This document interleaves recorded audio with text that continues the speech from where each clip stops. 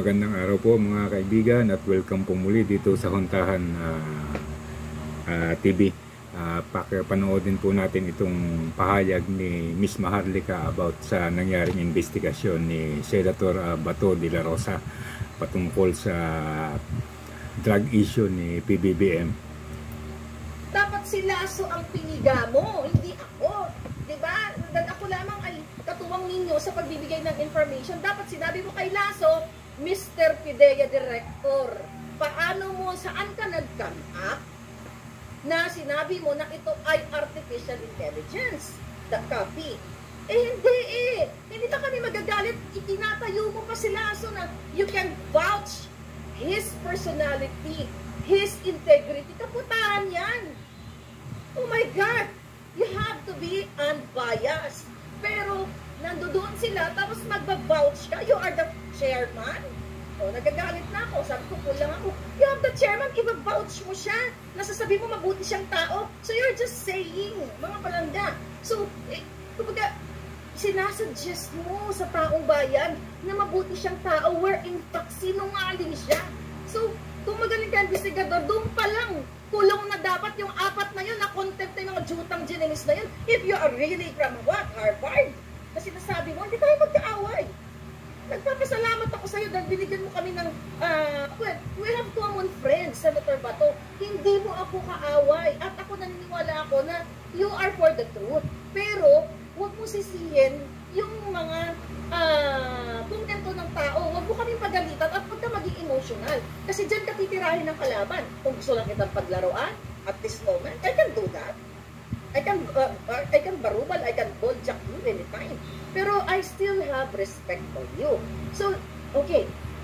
Mga palangga, apat na testigo wala. Tapos si Lasso, tapos sabi niyo nga doon, okay, doon sa mga mag-comment kayo dyan mga palangga, you help me kung ano yung mga napansin niyo doon. We have to help each other. Okay?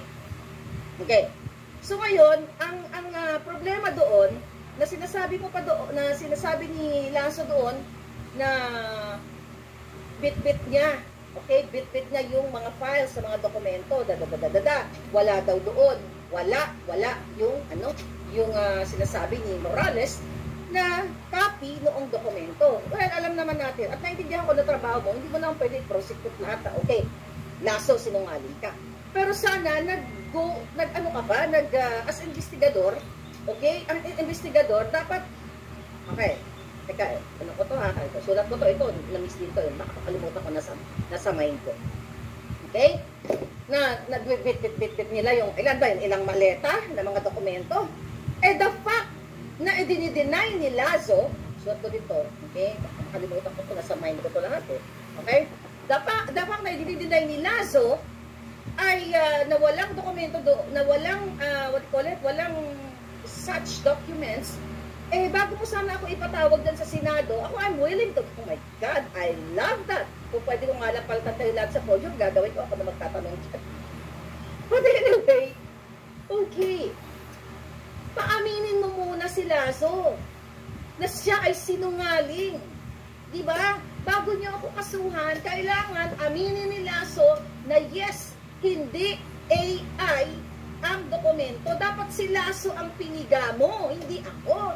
Diba? Ako lamang ay katuwang ninyo sa pagbibigay ng information. Dapat sinabi mo kay Lasso, Mr. PIDEA Director, paano mo, saan ka nag-come up na sinabi mo na ito ay artificial intelligence? The copy. Hindi eh. Hindi ba kami magagalit? Itinatayo mo pa si Lasso na you can vouch his personality, his integrity. Kaputahan yan. Oh my God. So yan po ang bahagi ng komento ni Miss Maharlika sa naganap na investigasyon sa Senado. Na kung tutusin, mayroon po siyang mga punto. Dahil sa simpleng sagot lang ni Lasso sa mga tanong ni Senator Bato tungkol doon sa mga dokumento, simple lang sabihin niyang hindi totoo. At hindi po nag-insist ng parameter o procedure o pamamaraan si Senator Bato para ma-identify ang totoo. Ang isa pa pong kapuna-puna, hindi binigyang pansin ni Senator Bato yung tungkol doon sa ibinulgar ni Jonathan Morales na yung ginawang drug test ni PBBM noong panahon na siya ay nagpa-drug test ay 2 minuto lang. Although sinabi ni Jonathan Morales na may mga paraan para malaman kung totoo o hindi yun, dapat ipatawag yung gumawa ng testing at yung mga taong involved dun sa drug test, pero mukhang hindi yun pinansin ni Senator Bato. Although sinabi ni Jonathan Morales na lahat ng dokumento na kumakalat na ipinakita ni Miss Maharlika ay authentic at hindi produkto ng AI.